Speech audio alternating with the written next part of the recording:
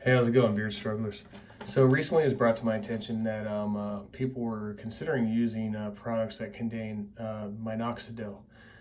If you guys don't know what minoxidil is, a lot of these beard companies are promoting using this stuff to basically promote beard growth. So I did some fact checking for you guys. I was not happy with the results. This was as a result of some people saying that if it doesn't contain it, it's not going to help your beard, which is not true. One of the things you guys have always heard me preach is that when you use products that feed nutrients and stuff like that to your body, and you diet regularly and eat the right foods and you exercise regularly, it promotes this stuff on its own. Your body will automatically do what it was meant to do. Sometimes it just needs a little help to keep it from getting brittle. And if it's not brittle, it doesn't slow down the growth. It doesn't stop the growth. But people were still considering, well, if it doesn't have minoxidil in it, then it wasn't good for you. So I wanted to make sure that I got the facts straight. And the side effects were scary at the least. Sorry, I'm reading from a script today, guys, so just bear with me here because there's a lot of details. Mainly, you guys know that it's used to treat, well, if you guys didn't know, it's used to treat hypertension. Hypertension is also known as high blood pressure. It's when the blood pressure, the force of your blood pushing against the walls of your blood vessels is consistently too high, which can... Yeah, it tends to cause the muscles in your heart to build more muscle, and eventually it'll turn into things like heart disease, which you guys don't want, and that's used to treat that. However, there's a lot of side effects with it, and none of them are really good. You guys are aware that it creates body hair growth, hair on your head, hair on your face, stuff like that. What they don't tell you is it's not permanent. Basically, if you use this product, yeah, of course you'll grow some gray hair. It'll push some of the old hairs out of the way and get some better hairs going in there. But as soon as you stop taking the product, within 1 to 6 months, everything that you just gained is gone. It doesn't help grow new hairs that were already there. It basically pushes out the old hairs, and then the new hairs fall out as soon as you stop taking it. So these people are sitting there saying that it helps with beards. That's a lie. And you can check that and I checked that from numerous sources, one of which was the U.S. National Library of Medical Science or something like that. And I have it written down in the article here. Let me see if I can find it for you guys. Probably not right off the top of my head, but then I also checked RX List to find the side effects and symptoms, and I also checked the Mayo Clinic. Just the mild symptoms are heart palpitations. That's not good. Chest pain, never a good thing, by the way. Whoever said that that's just a mild side effect and will go away, chest pain is never good. And it's usually brought on by the heart palpitations because your blood is thinner, and it's so it's pumping it faster. Temporary edema, also known as swelling, especially during the first 2 weeks of taking the medication. So basically, you're going to grow hair in places you didn't want it.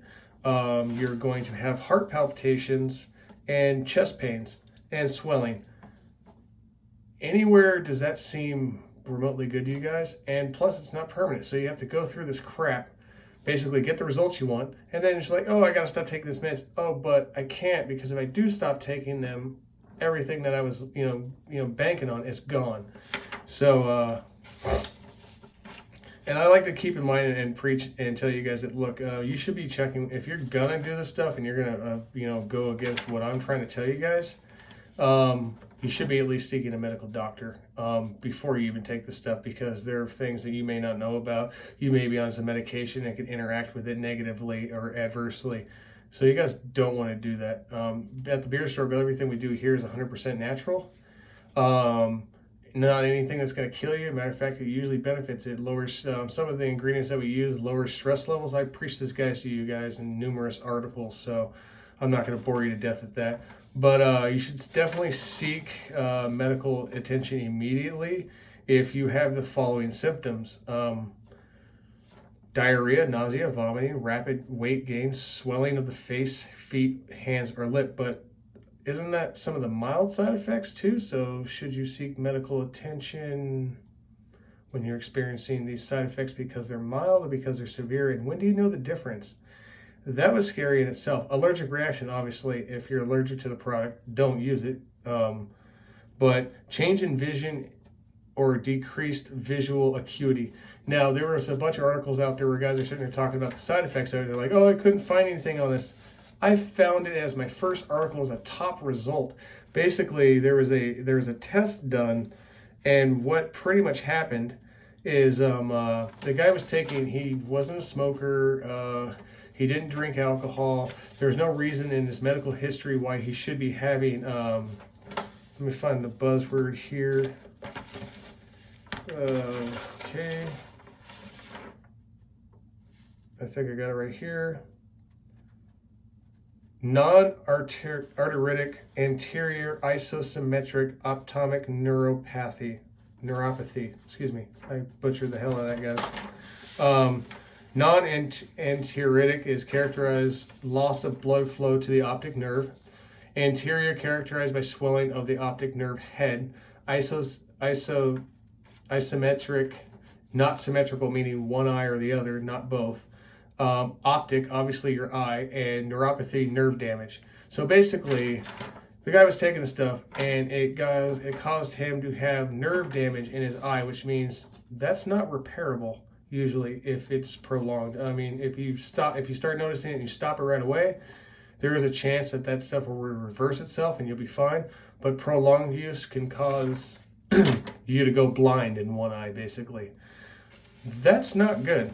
Basically, every single website, publication, editorial, and all other common sites came to one conclusion: since minoxidil has no effect on the hormonal process of hair loss, its positive effects are at best temporary and usually yield somewhat disappointing long-term results. And that was from the American Hair Loss Association, copyright 2010. I also cited American Heart Association, U.S. National Library of Medicine, and the Mayo Clinic and RX List for just getting side effects and stuff like that. Look, it's bad stuff with no real or permanent results. You will damage your body and get nothing out of it. So any of those naysayers out there that want to sit there and say, if it doesn't have minoxidil in it, it's not going to do anything for your beard, I challenge you to do some research yourself and prove me wrong. I guarantee you can't. So with that said, sorry to get serious on you guys today, but I hope you enjoy the rest of this article. I hope you understand that we here at the Beard Struggle believe in 100% all natural products with a 100% money back guarantee if you're not satisfied. So come check us out. Find out for yourself why this right here doesn't take any minoxidil. Okay? With that said, beard on, Beard Strugglers.